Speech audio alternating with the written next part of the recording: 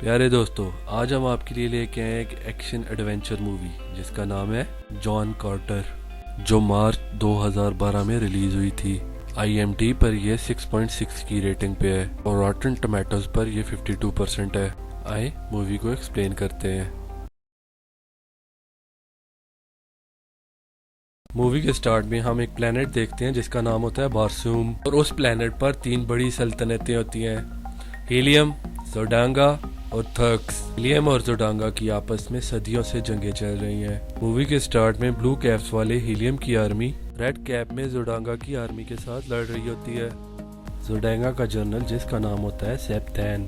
کے پاس 3 پراسرار بندے آتے ہیں جو تھرنز ہوتے ہیں اور دعویٰ کرتے ہیں کہ ہمیں خدا نے بھیجا ہے۔ تھرنز کا لیڈر مٹائی شینگ اسے ایک نیلے رنگ کا پراسرار ویپن دیتا ہے اور اسے بتاتے ہیں کہ وہ خدا کی طرف سے چنا گیا ہے، لہٰذا اسے قبول کرو، اور اس سے صاف ظاہر ہوتا ہے کہ تھرنز زوڈانگا کی جنگ میں مدد کرنا چاہتے ہیں، اور وہ ایک طبائی قسم کا ہتھیار ہوتا ہے،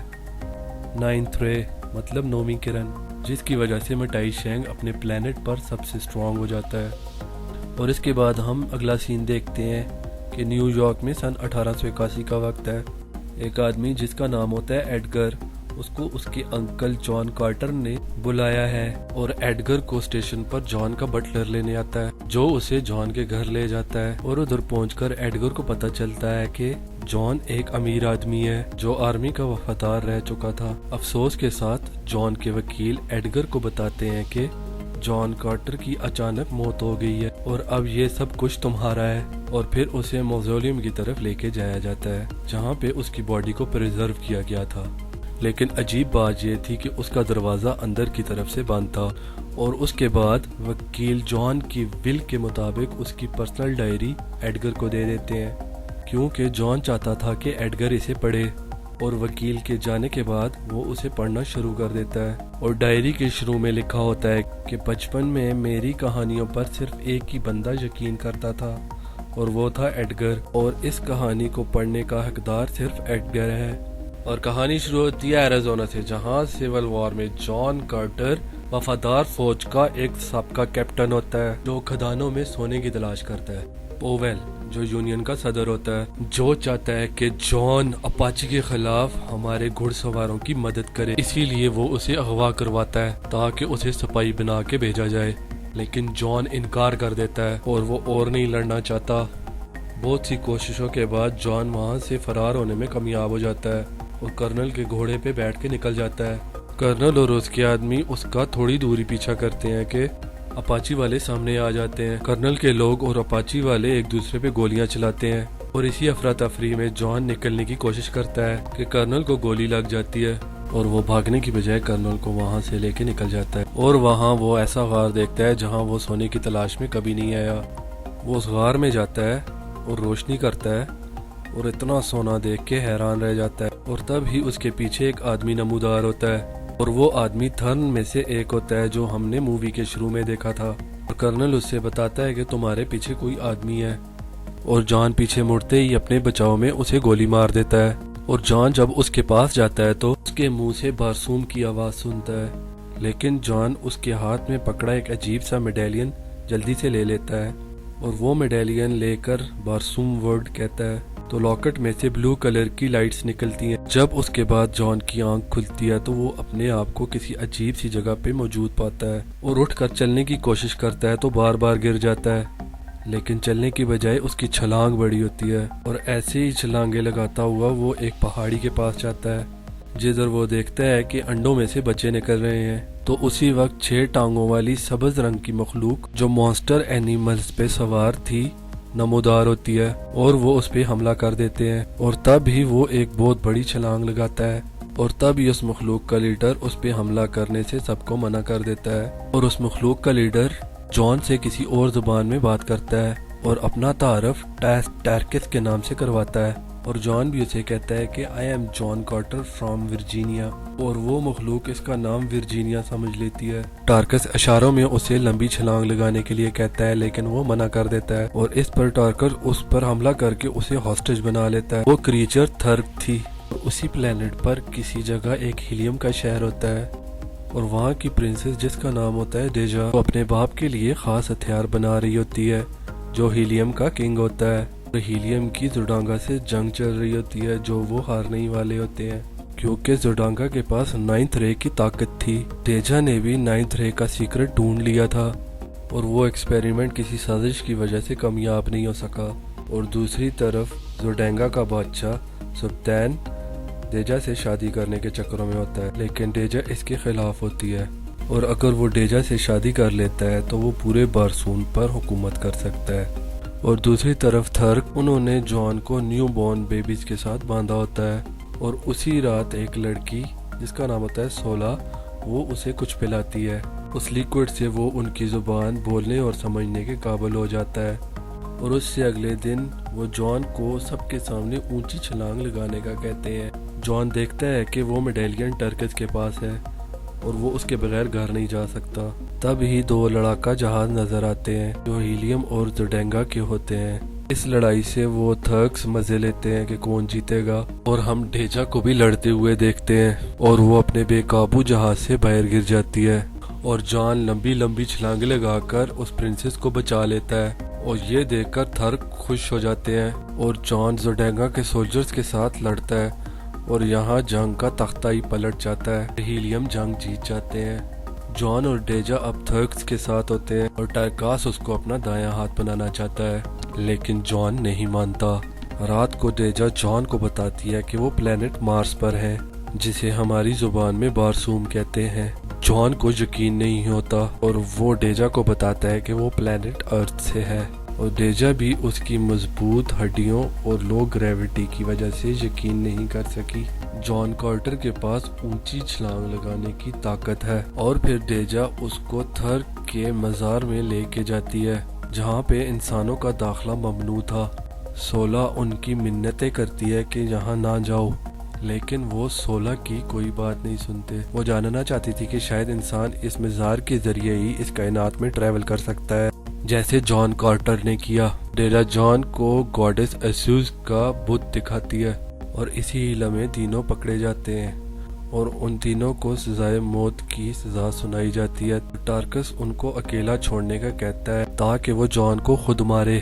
لیکن جب وہ اکیلے ہوتے ہیں تو وہ اسے بتاتا ہے کہ وہ سولا کا باپ ہے، وہ ان سب کو نہیں مارے گا، اور وہ میڈیلین نکال کے اس کے ہاتھ میں رکھ دیتا ہے اور اسے ریور ایسٹ جانے اور گاڈس ایسوس کی مسٹری سالو کرنے کے بعد اپنی دنیا میں واپس چلے جانے کا کہتا ہے۔ اور جب تھرکس کو پتہ چلتا ہے کہ ٹارکاس نے دھوکہ دے دیا ہے تو ٹارکاس کا دشمن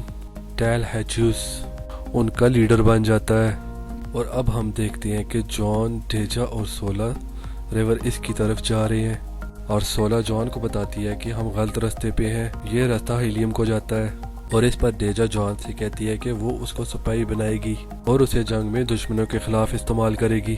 مایوس جان ڈیجا کو اکیلا چھوڑ کے سولا کو کہتا ہے کہ ریور اس کی طرف لیڈ کرو۔ تب ڈیجا اسے بتاتی ہے کہ وہ سبتین سے شادی کرنا نہیں چاہتی، اور پھر جان اسے ریور اس کی طرف ساتھ چلنے کا کہتا ہے۔ اگلے سین میں ان کی کشتی ریور اس میں تیر رہی ہوتی ہے اور ایک الٹے پیرامڈ کے پاس پہنچ جاتے ہیں،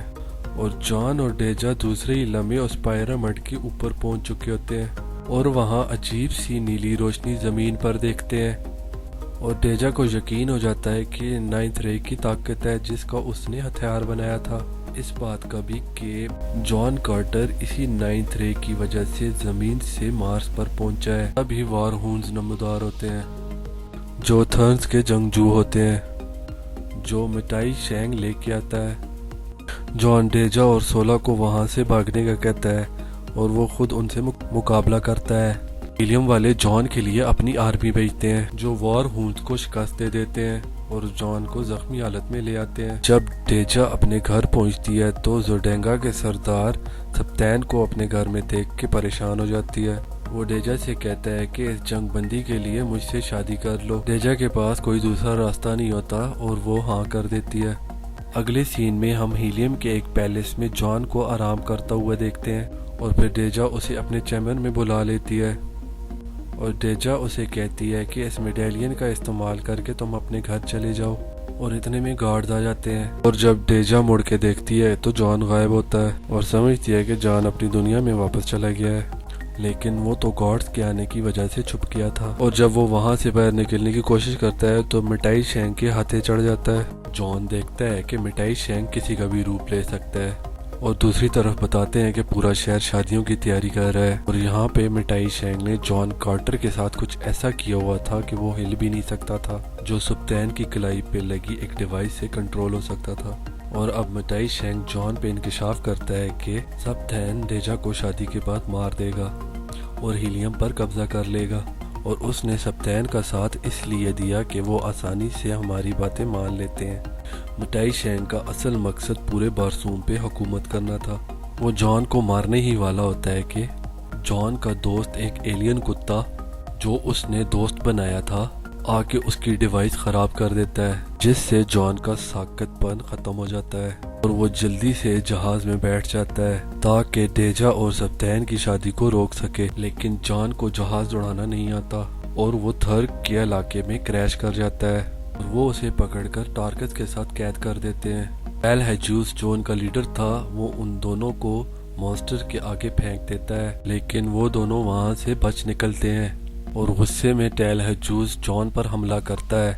اور وہ بھی مارا جاتا ہے۔ اب تھرکس کا نیا لیڈر جان کارٹر ہوتا ہے